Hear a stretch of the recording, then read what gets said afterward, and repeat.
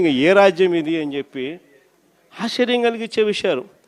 నిజంగా ఈ బరితెగింపు అన్నది, ఈ విచ్చలవిడితనం అన్నది నిజంగా ఏ స్థాయికి వెళ్ళిపోయిందనంటే, చంద్రబాబు నాయుడు గారి ఎమ్మెల్యేలు, చంద్రబాబు నాయుడు గారికి సంబంధించిన వాళ్ళంతా ఏ స్థాయిలోకి వెళ్ళిపోయినారంటే, నిన్న 20 పేపర్లో చూసినాం. కోడూరు ఎమ్మెల్యే అరవ శ్రీధర్, అదే మనిషేనా అసలు, ఇది ఎమ్మెల్యేనా అని అనిపిస్తుంది నాకు. అసలు ఈ అరవ శ్రీధర్ అనేవాడు ప్రభుత్వ ఉద్యోగి అయిన ఒక అమ్మాయిని భయపెట్టి, బెదిరించి, రేపు చేసి, హెరాస్ చేసి, స్వయంగా ఆ అమ్మాయి తనకు జరిగిన అన్యాయాన్ని కూడా ఏకంగా సాక్ష్యాలు, ఆధారాలతో సహా బయట పెట్టింది. ఆముదాల వలస ఎమ్మెల్యే ఇంకోడు కూన రవికుమార్. ఈయన గారి వేధింపులు భరించలేక గవర్నమెంట్ స్కూల్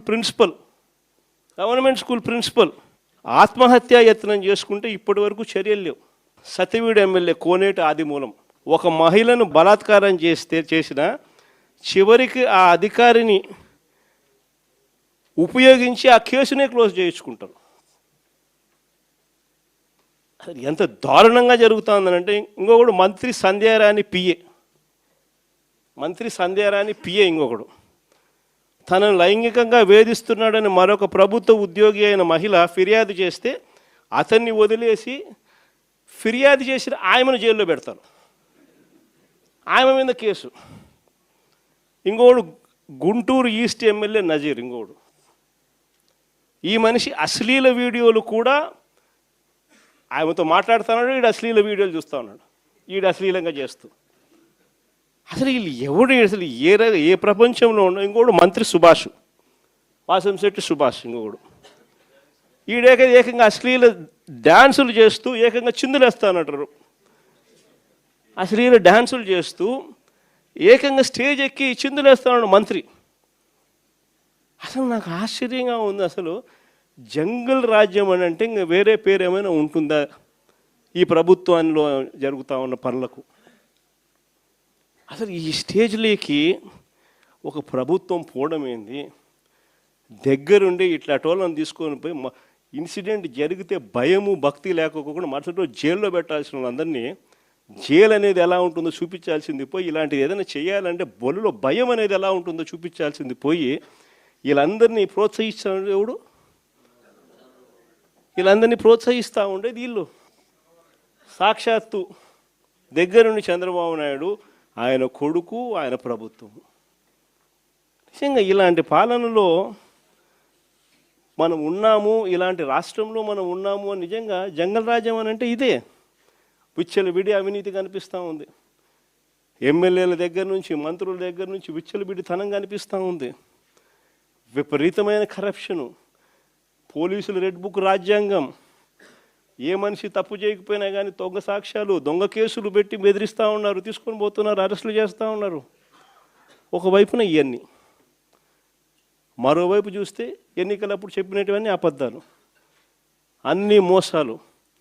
మరోవైపున మంచి పథకాలన్నీ రద్దు. ఇంకోవైపు చూస్తే వ్యవస్థలన్నీ కొలాప్స్. ఈ మాదిరిగా సాగుతూ ఉంది చంద్రబాబు నాయుడు పాలన. ఇలాంటి దుర్మార్గమైన పాలన మధ్య వైఎస్ఆర్సీపీ కార్యకర్తలు ప్రజల తరపున నిలబడే ఒక గొప్ప యజ్ఞం చేస్తూ ఉన్నారని చెప్పి గర్వంగా చెప్తాను.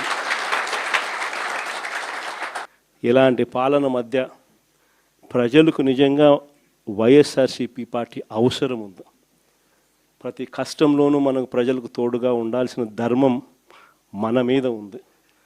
కాబట్టి నేను మీ అందరికీ కూడా ఒకటే చెప్తా ఉన్నా, చూస్తా 2 ఏళ్ళు అయిపోయింది. ఇంకా కళ్ళు మూసుకొని కళ్ళు తెరిచేసరికి ఇక 3 ఏళ్ళే ఉంది. ఈ 3 ఏళ్లలో కూడా ఇంకొక 1.5 సంవత్సరం గడిస్తే ఆ తర్వాత నా పాదయాత్ర కూడా స్టార్ట్ అవుతుంది.